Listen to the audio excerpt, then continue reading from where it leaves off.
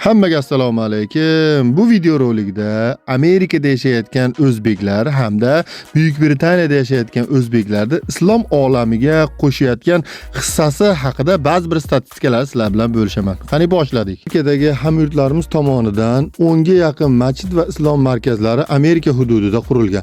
Bu ishlarga 56,5 million dollardan ortiq homiylik mablag'lari sarflangan. Buning natijasida ushbu markazlarda 108 ming marotabadan ortiq iftorlik, saharlik o'tkazilgan. Undan tashqari 9200 ming martadan ortiq qurbonliklar qilingan hamda 1095 martadan ortiq nikoh to'yi, aqiqa, janoza marosimlari o'tkazgan. Amerikadagi yurtdoshlarimizga qoyil qolmasdan iloji yo'q. Endi Londondan gapiramiz. Bu ishlardan ilhomlangan Britaniyada yashayotgan o'zbeklar tomonidan bu ishlarni Londonda ham amalga oshirish bo'yicha kelishib olinadi va bino qidirish ishlari boshlanadi.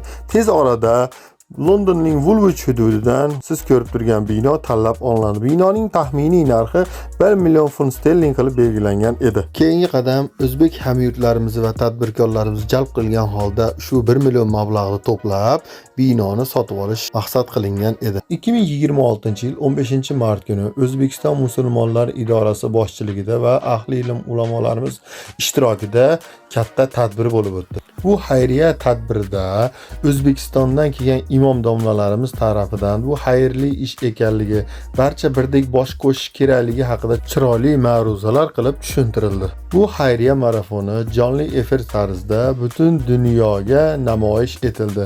3 soat davom etgan tadbirda yakuniga ko'ra 376 ming funt sterling, ya'ni 450 ming dollardan ortiq pul yig'ildi. Bino summasining 34% dan ortiq bo'lgan mablag' yig'ildi.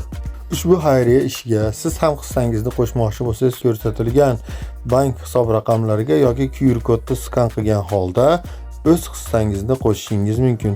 Britaniyaning markazida joylashgan ushbu muhtasham binoni birga quramiz. Ushbu videoni do'stlaringizga jo'natib qo'yish esdan chiqmasin. Salomat bo'lasizlar.